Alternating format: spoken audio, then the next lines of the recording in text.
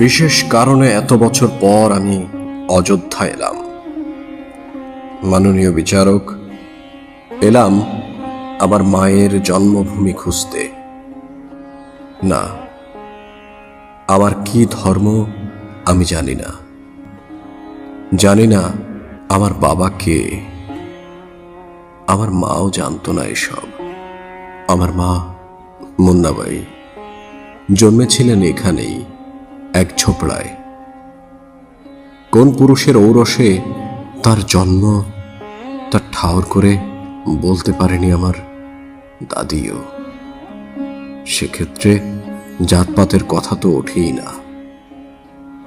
মা শুধু জানতো কে তার মা। মাননীয় বিচারক, একে মাতৃতান্ত্রিক পরিবার বলা যায় কিনা ভেবে দেখবেন। যদিও পরিবার শব্দটার অর্থই আমার কাছে পরিষ্কার না। বরং শুনুন, বালক বয়সে বিনা টিকিটে ট্রেনে চড়ে বসার আগে আমি কি দেখেছিলাম ভালো মনে নেই আমার। তবু সেই জলহীন, আলোহীন, পয়ঃপ্রণালীহীন ঘুপচি ঝোপড়া, ভিখিরি, জোচ্চোর, দাগি মাতাল, আর কোনো কোনো মধ্যরাতে আচমকা হুইসেল। ঘরে ঢুকে পড়ত পেট মোটা উন্মত্ত থানাদার, মুখে মদের গন্ধ, পান খাওয়া কুৎসিত হাসি। মা আমাকে ঠেলে বের করে দিত সেই রাতে, সেই অসংখ্য নক্ষত্রের রাত, সোনালি হ্যালোজেনের রাত আমি কাটিয়ে দিতাম রাস্তার পাশে দেয়ালে ঠেস দিয়ে। অভিজ্ঞতা থেকে আমি বলতে পারতাম ঠিক কতদিন পর মা আবার শুরু করবে বমি। বাস, এই তো সব।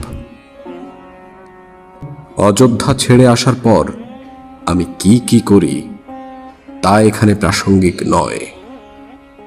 মাননীয় বিচারক, আমি শুধু শুনেছিলাম যৌবন থাকতে থাকতে ছোপড়া থেকে দালান, তা থেকে শীষমহল পর্যন্ত পৌঁছতে পেরেছিলেন আমার মা। তারপর জীবনের লাত খেতে খেতে ছোপড়ায় ফিরে এসে মরে। চোখ ঝাপসা হয়ে ওঠার জন্য মাফ করবেন, কিন্তু এত বছর পর মায়ের জন্মভূমি খুঁজতে এসে কি আমি দেখলাম?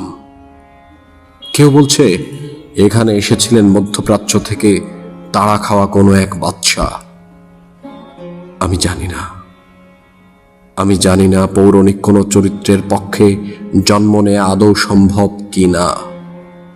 আমি জানি না এতদিন আগে আসা কোনো সেনানীর পদচ্ছাপ এতটাই নিশ্চিত কিনা। কিন্তু আমি জানি আমার মা এখানে জন্মেছিলেন, এখানেই, কেননা আমিও যে জন্মেছি এখানে। আমার এন্তেকালের ভয় নেই, আখেরাতের লোভ নেই। মন্দার বা অমৃত আমাকে আকৃষ্ট করে না। শুধু এই ছোপড়ার জন্য, এই জন্মভূমির জন্য আমার রোজা, আমার উপবাস, অষ্টপ্রহর প্রার্থনা, 5 ওয়াক্ত নামাজ। মাননীয় বিচারক, রহম করুন, আমার মাতৃভূমি আমাকে ফিরিয়ে দিন। আমি মরিয়া হয়ে উঠবার আগে।